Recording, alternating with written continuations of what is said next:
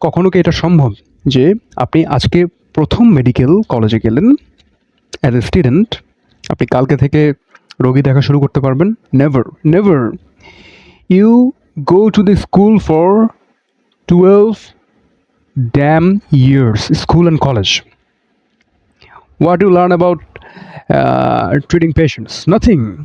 Then you go to a medical college for 4 or 5 years, for damn 4 and 5 years. Then you participate in internship. ইন্টার্নশিপে practice করে করে করে করে করে এরপরে you become an initial doctor, you get the certificate, you become a registered doctor. Okay, তারপরে আপনি রোগী দেখা শুরু করার পথ চলা শুরু করেন অফিসিয়ালে, getting paid.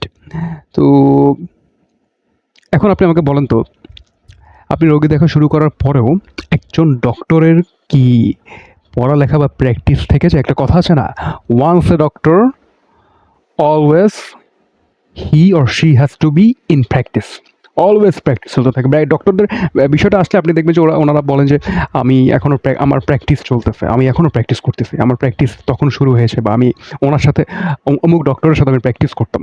Practice, always gathering knowledge.